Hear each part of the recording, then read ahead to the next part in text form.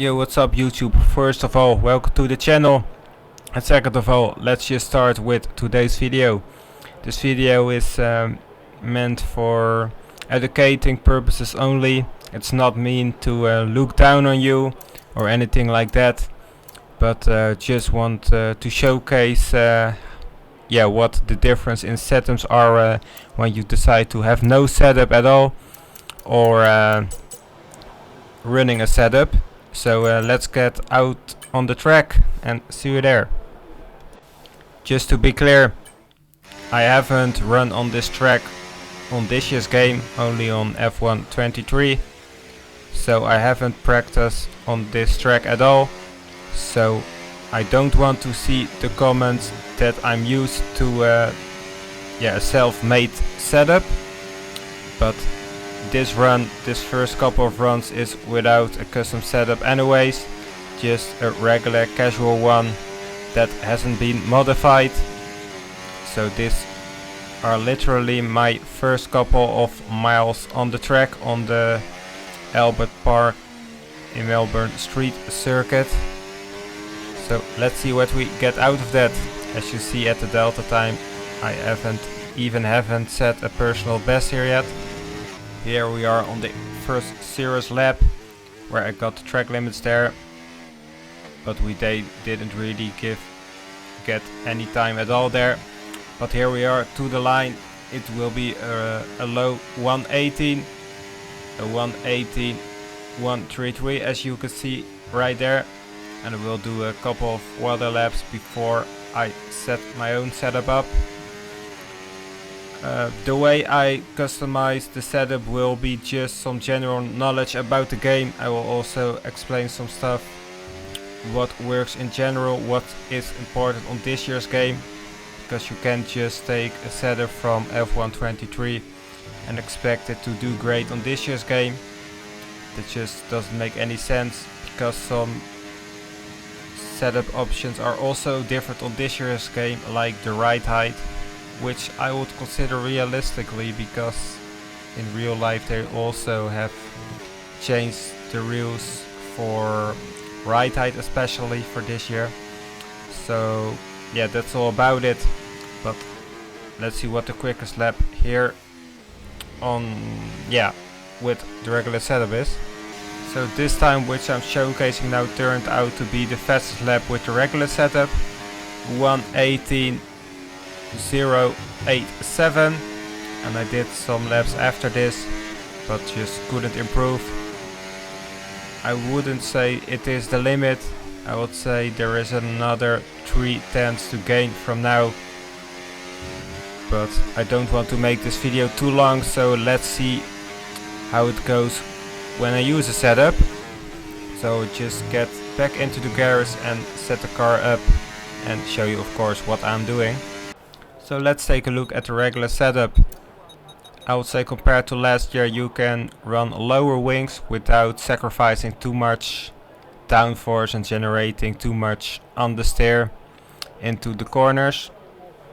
And apart from that, I would say the tire pressure is most important, because you lose a lot of time when you don't have enough pressure on the tires. I've recognized by just experimenting, and that's usually the only way to really find out. You can know the theory, but if you don't put it into practice, there's zero knowledge gained. So here's one setting that has been changed. The engine brake option has been added, but basically it's always 100%. Then here the usual settings you almost have at every track. And here you can just put the front suspension on the highest as possible and keep the rear suspension a little low, that you don't put too much pressure on the tires, which makes them wear out pretty easily. Ride height are 2060. Maybe I will change that later, but let's see how this goes the first couple of laps. And like I just said, tire pressure, one of the most important settings on this year's game.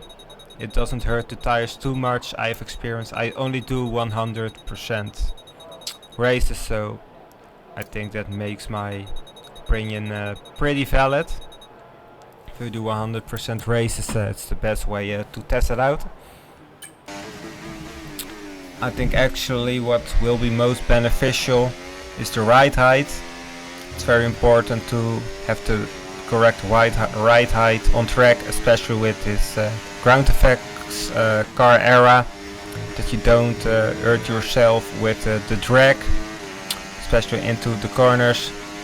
You should be able to make up some good time.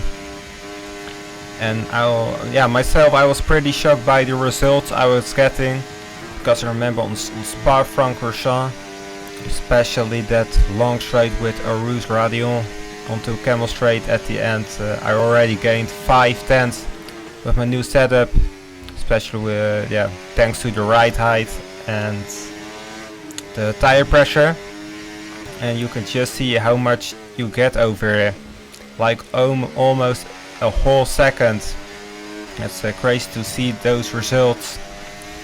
I have to say, I started playing F1 since 2002, which isn't comparable to this, but just want to say I've played every Codemasters game, and onwards F1 2015 or 16 I didn't bother really getting into depth with setups, but over the years I just experimented a lot, and you really will thank yourself later if you experiment yourself, because you can just take a setup off the internet, but everyone's driving style is different, so it's important to keep experimenting, put in the time on the track.